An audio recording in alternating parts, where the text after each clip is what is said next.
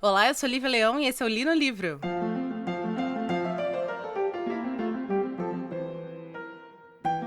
Sejam todos muito bem-vindos ao Li no Livro de Verão.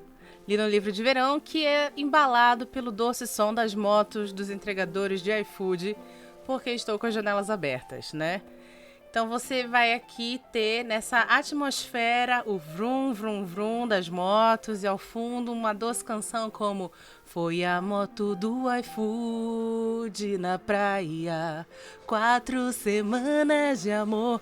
E assim a gente vai começar este episódio, que é o episódio que eu prometi pra vocês, onde eu vou trazer todo mês um conto diferente, seja terror, seja conto de fadas, seja realismo fantástico, para as quintas-feiras do Li no Livro. E o conto que eu escolhi para começar, então, as quintas-feiras de conto no Li no Livro é Um Cafezinho com Leite, que é um continho de terror do Stephen King, de um livro que foi o primeiro livro que eu li dele. Eu já falei sobre isso aqui no Li no Livro, em outros episódios sobre o Stephen King. Esse livro foi um livro chamado Sombras da Noite, que um amiguinho meu da escola me emprestou. O nome dele é Marcos, eu nunca vou esquecer esse menino, que ele tinha um gosto muito peculiar para literatura, e ele me emprestou esse livro, e eu lembro muito claramente de ler um continho por dia, um continho por noite, na época que eu lia muito rápido, na época que eu lia Senhor dos Anéis em 2 dias, e ele me emprestou Sombras da Noite, e eu lembro que tinha noites que eu terminava de ler o conto e eu não conseguia dormir, assim. E desse livro, esse livro é muito famoso entre os fãs de Stephen King, e esse livro gera-se vários filmes. Você tem, por exemplo, Filhos do Milho, que é o... Como é o nome desse filme em português? Children of the Corn? Não, é Colheita Maldita. Colheita Maldita, lembrei.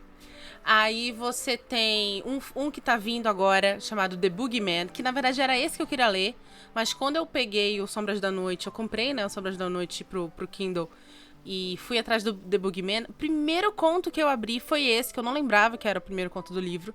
E o nome dele é Jerusalem's Lot, que é um prequel de um outro livro do Stephen King chamado Salem's Lot, ou Salem, ou A Hora do Vampiro, que já foi adaptado para a TV norte-americana e está voltando também para a TV norte-americana este ano, se não me engano.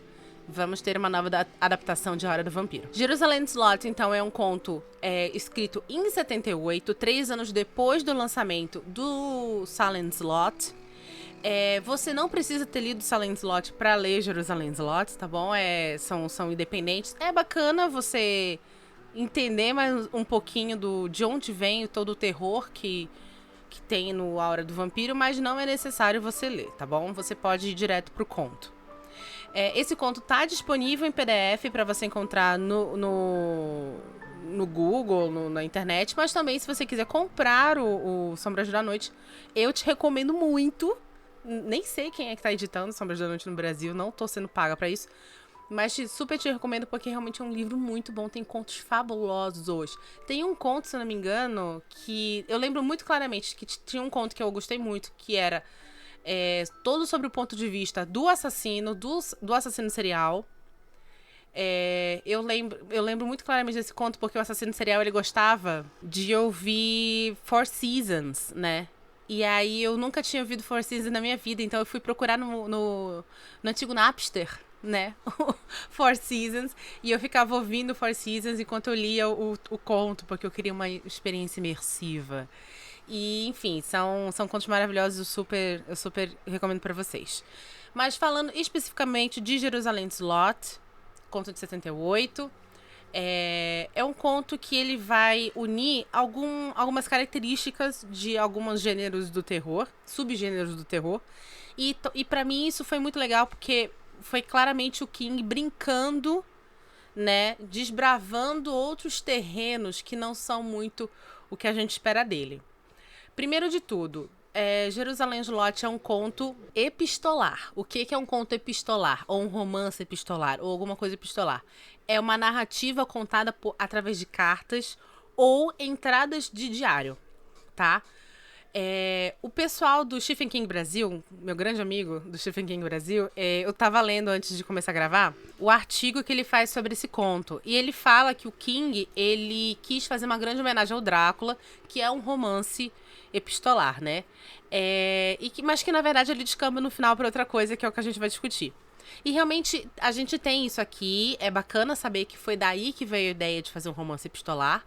Esse conto é contado através de cartas e entradas de diário.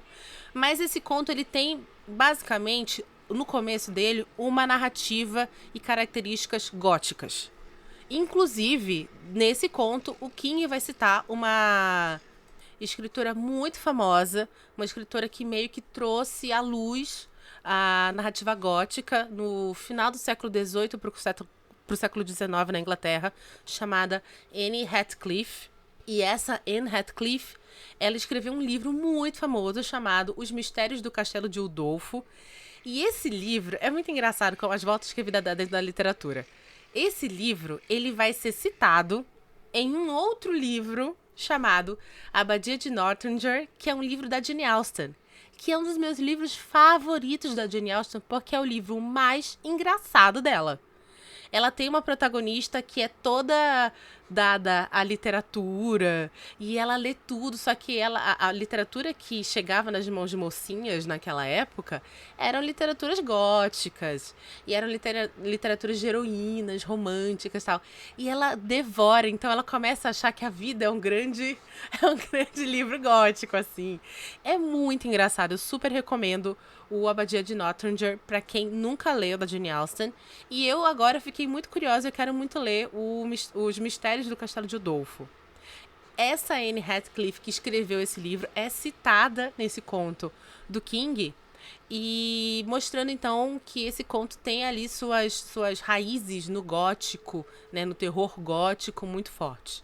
Porém, no final, do meio para o final, esse livro acaba descambando para uma grande homenagem a ele, o inigualável, racista pra caralho, porém muito talentoso, H.P. Lovecraft, trazendo um terror cósmico, né? Que é uma característica do H.P. Lovecraft, que tem coisas muito claras, como, por exemplo, o livro maldito, uma presença de um mal ancião, de outra dimensão, com características verminoides, monstruosas.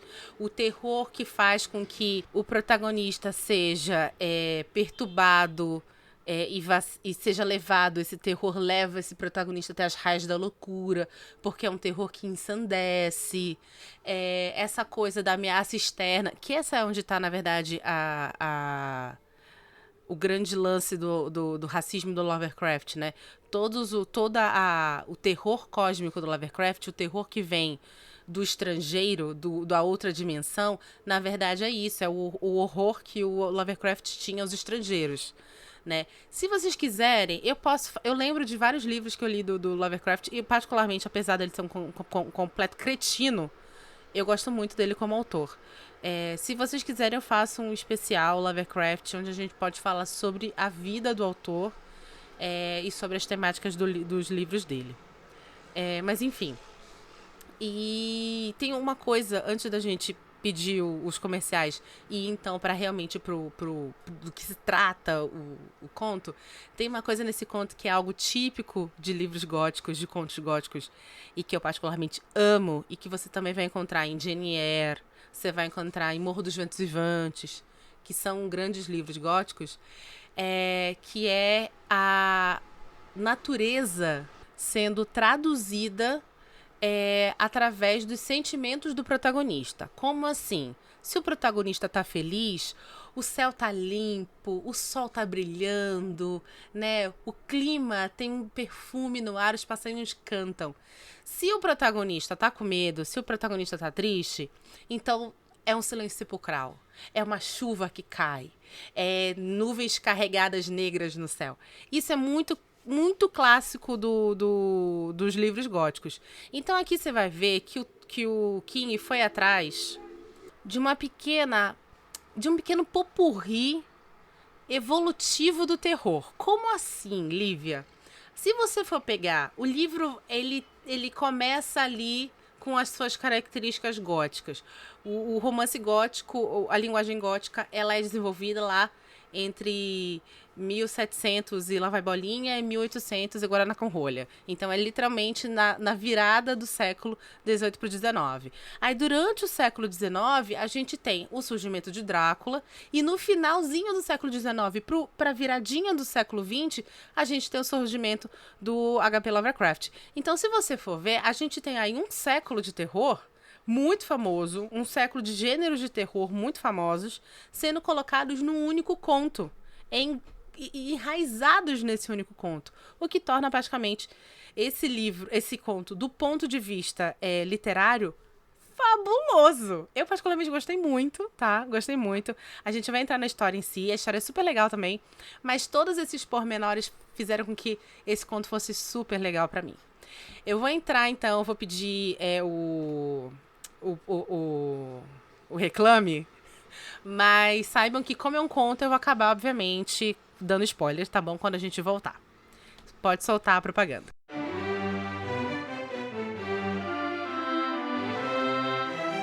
Oi, já já o episódio continua. Mas antes eu queria agradecer a sua audiência e te lembrar que o Li no Livro é um podcast independente e sem patrocínio. Se você quer nos ajudar, por favor, compartilhe esse episódio com seus amigos. E estamos nos principais agregadores de podcast, inclusive agregadores gratuitos. Obrigada!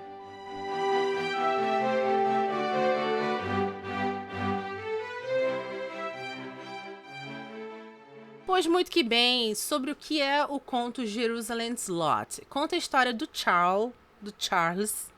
Carlos Boone.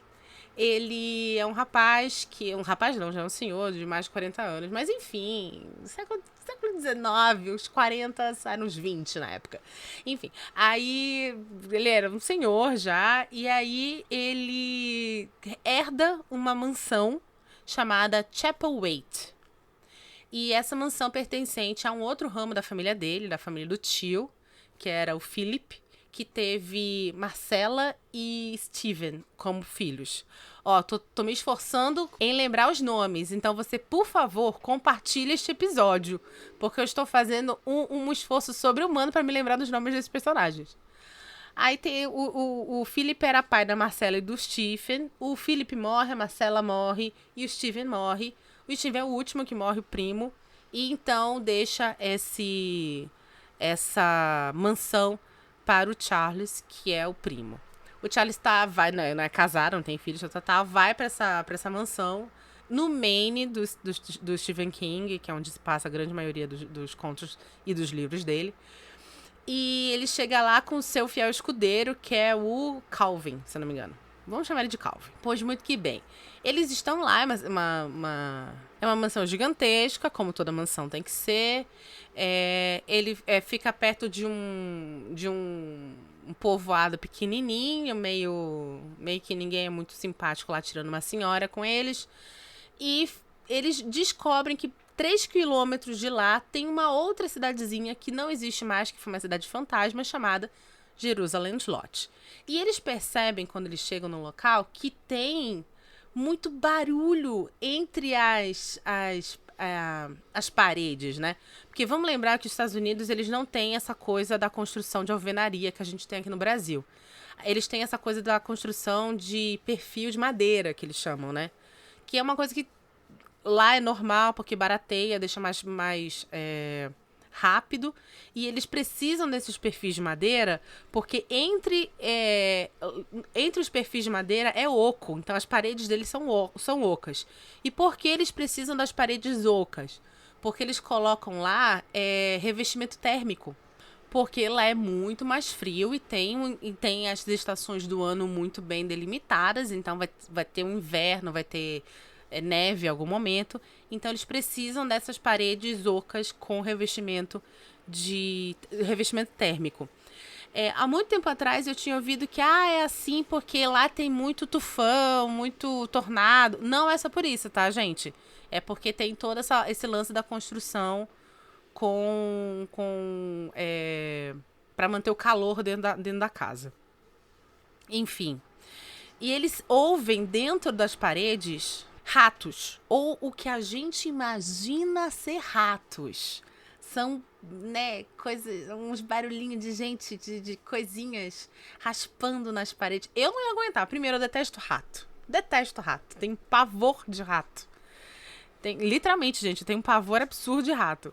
E patinha, imagina a patinha de rato. Ai, meu Deus do céu, me dá até uma agonia de pensar. Patinha de rato nas paredes. Eu não passava 2 horas dentro dessa casa. Eu já tinha ido embora. E aí o conto vai se desenvolver depois disso da forma mais clássica que uma narrativa gótica se desenvolve. Você tem um mistério, você tem barulhos estranhos, você tem nichos escondidos na parede onde são encontrados mapas que vão para a cidade de Jerusalém Lot e não sei o quê, e as pessoas da vizinhança agindo de maneira estranha com você e não sabendo. Isso tudo Charles vai escrevendo pro amigo dele, que é o Bones.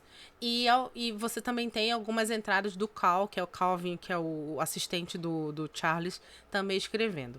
Eles, então, um belo dia decidem ir até a cidade de Jerusalém Lot para ver o que tem ali. Não sei porquê essa curiosidade. Nunca entendi essa curiosidade, gente.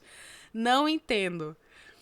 Olha, contar uma historinha pra vocês. Há muito tempo atrás, eu moro num apartamento, né? E, obviamente, tem outras pessoas morando no prédio comigo.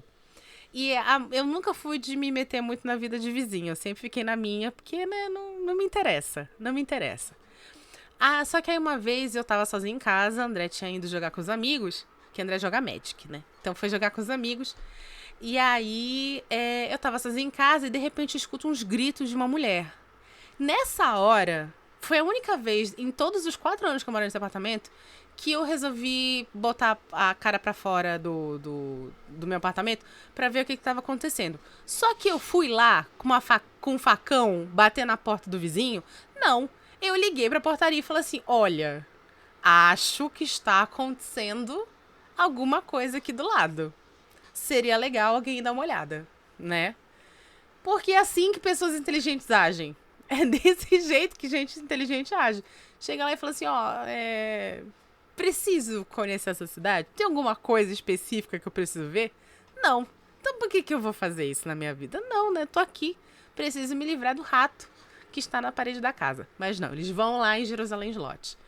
Chegando lá, eles percebem que é uma cidade que a impressão que tem é que as pessoas da cidade todas desapareceram de uma única vez.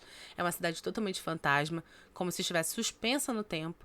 E você só sabe que o tempo passou porque você tem poeira, tal, essas coisas. Eles, então, caminham até uma capela, a única igreja da cidade, uma capela. E quando eles abrem, eles têm, então, ali uma capela demoníaca. Ou seja, você tem uma grande cruz de ouro virada de cabeça para baixo, runas, enfim. E no altar você tem um livro maldito, né? Assim como o Necronomicon lá do H.P. Lovecraft, aqui você tem um livro maldito. Esse livro se chama O Mistério do Verme. E aí engraçado ser o Mistério do Verme, só porque sabe o que me lembrou?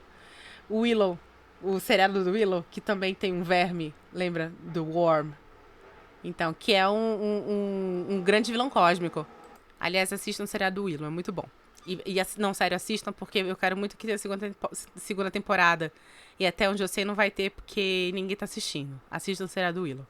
Enfim, e eles ficam em choque, imagina, puritanos, meados de 1800, ela vai bolinha, vendo aquela situação horrenda. E eles saem correndo, desesperados, assim, tal. E aí é quando eles vão cavucar a história da casa onde eles estão, que é da Chapelwaite, Jerusalém e de Jerusalém Lot. E eles descobrem que Jerusalém Lot era uma cidade fundada por um cara chamado... esse daí eu não vou lembrar. Esse daí eu não vou lembrar o nome. Deixa eu procurar o nome. James Boone, que seria, na verdade, o patriarca da família deles, que hoje em dia se chama Boone, né? E esse cara, ele era um pregador que fundou essa aldeia. E essa aldeia, na verdade, se tornou um local totalmente amoral, fétido, onde ele transava com todas as mulheres e transava com as próprias filhas, e ao mesmo tempo todo mundo achava que estava cumprindo a palavra de Deus, assim, tipo uma coisa bem, bem bizarra, né? E aí eles descobrem que o tio Philip, se eu não me engano é o tio, se envolveu com esse cara e conseguiu, através do irmão, um livro que esse cara queria muito, que é o tal do Mistério do Verme, é o nome do livro. Que através desse livro eles iriam, sei lá, performar uma missa negra, uma coisa muito do mal. E por causa disso o irmão se separa do outro irmão, vai pra Massachusetts.